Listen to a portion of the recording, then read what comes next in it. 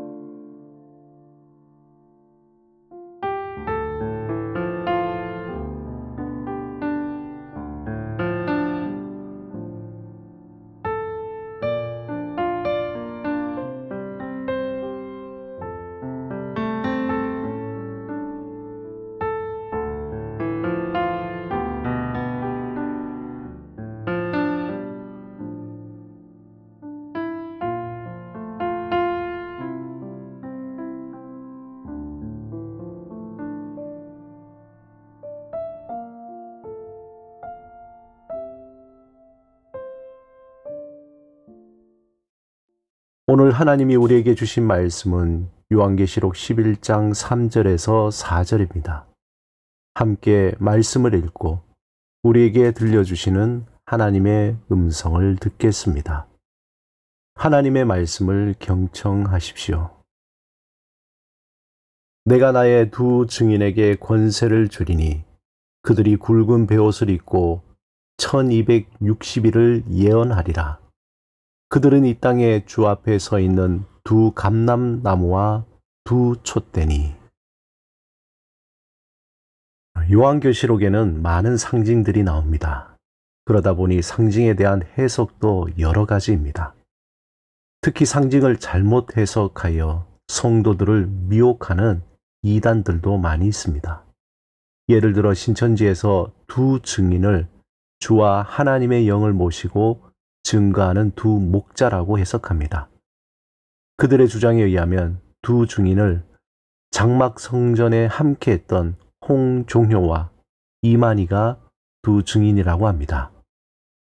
그런데 홍종효가 배도한 후에는 두 증인 중 이만희만 참 증인이고 진정한 하나님의 선지자라고 주장합니다. 한편 천부교에서는 감람나무를 성령과 구원을 주는 교주 박태선이라고 주장합니다. 그는 예수는 구원도 모르는 인간이고 마귀의 아들이라고 말하며 오직 감람나무인 자신을 통해서만 구원을 받을 수 있다고 주장했습니다. 특별히 요한계시록에서 상징 해석에 이단들이 잘못한 해석 중에 하나가 오늘 본문에 등장하는 두 증인입니다. 계시록 11장 3절에서 13절은 두 증인을 둘러싼 수많은 상징적인 표현들로 감싸져 있습니다. 단순히 문자적으로 읽을 때 도대체 무슨 의미인지 잘 이해가 되지 않습니다. 두 증인은 마치 여러 장식으로 치장한 옷을 입은 사람처럼 구약과 신약에 숨겨진 의미를 상징으로 두르고 있습니다. 먼저 요한계시록 11장에 나오는 두 증인에 대한 상징으로 4절의 두 감람나무와 두 촛대입니다. 두 증인의 사역을 보면 마치 모세와 엘리야와 같이 하나님이 주신 권세로 예언한 자입니다. 4절의 두 감람나무는 스가랴 4장에 등장하는 환상에서 바벨론 포로에서 돌아와 제2성전을 짓는 데 앞장선 대제사장 여호수아와 총독 스룹바벨을 의미합니다.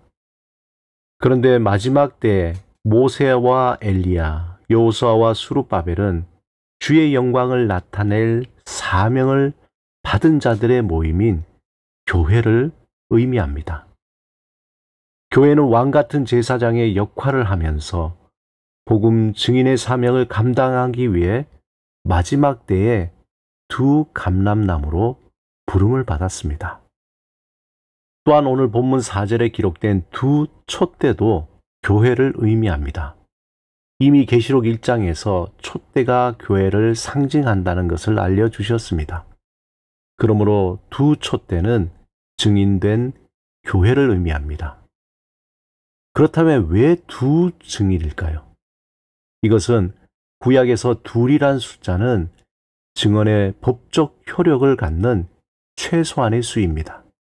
다시 말해서 두 증인으로서 교회가 복음을 증거하는 일은 장차 하나님 앞에서 구원과 심판의 법적 효력을 갖는 사역이라는 것을 말하고 있습니다. 둘째, 굵은 베옷입니다. 성경에서 굵은 베옷은 회개를 상징합니다. 굵은 베옷은 거칠고 억센 천으로 만든 가방같이 통으로 짠 옷입니다. 히브리어로 사크라고 하는데 어두운 색깔의 염소털이나 약대털로 옷을 만듭니다. 성경에서 누군가의 죽음을 애도하거나 큰 재앙을 만나게 될 때 붉은 베옷을 입고 슬픔을 표현합니다. 특히 하나님 앞에서 회개할 때 굵은 베옷을 입고 죄를 뒤집어 쓰고 통곡하는 것입니다. 셋째, 1260일을 예언하리라 라는 말씀인데 여기에서 숫자 1260일은 42개월, 즉 3년 6개월과 같은 기간입니다. 이 기간은 완전한 7년의 절반에 해당하는 기간으로서 다니엘서 7장 25절과 12장 7절에 예언된 한 때와 두 때와 반 때, 그리고 다니엘 9장 20절에 한 일의 절반과 같은 기간입니다. 이 기간의 의미는 하나님의 백성들이 환난받은 날이 계속되지 않고 일정 기간 제한된 날이라는 것입니다. 본문 3절에 예언하리라 라는 말은 앞으로 있을 장래의 일을 말하는 것이 아니라 하나님이 맡겨주신 말씀을 선포하라는 의미입니다. 즉 복음을 증거하라는 의미입니다. 예수님이 이 천국 복음이 모든 민족에게 증언되기 위하여 온 세상에 전파되리니 그제야 끝이 오리라고 말씀하신 것처럼 복음의 두 증인이 된 교회의 사명을 말하는 것입니다. 찬송가 503장 세상 모두 사람 없어의 가사를 보면 예수 그리스도의 복음이 필요한 자들을 너무나 잘 표현하고 있습니다. 사랑 없어 탄식 소리, 곳곳마다 번민함, 우상 앞에 복을 빌고 기갈 중에 있는 영혼, 측은하게 손을 펴고 고통과 근심 걱정 많으니 이런 모든 사람이 복음이 필요한 사람들입니다. 이 세상은 그 어떤 것으로도 채울 수 없는 공허함으로 탄식하고 절망하며 울부짖고 있습니다. 그 공허함은 오직 예수 그리스도로만 채울 수 있습니다. 하나님은 우리를 이 시대에 두 증인으로 부르셨습니다. 우리의 삶을 통해 복음을 증거하라는 귀한 사명을 주셨습니다. 예수 이름의 능력이 있습니다. 복음을 전할 때 나의 삶이 새로운 능력으로 충만하게 됩니다. 한 영혼을 구하는 복음을 전할 때 오히려 나의 삶이 하나님의 새로운 은혜를 덧입게 됩니다. 주님이 우리에게 부탁하신 사명이며 그 누구도 빼앗을 수 없는 이 귀한 사명인 복음을 전하는 증인으로 살아가시길 바랍니다. 오늘 나눈 말씀을 잠시 생각하며 그 말씀이 나의 마음에 스며들어 삶의 자리에서 운행하기를 사모하며 잠시 묵상하겠습니다.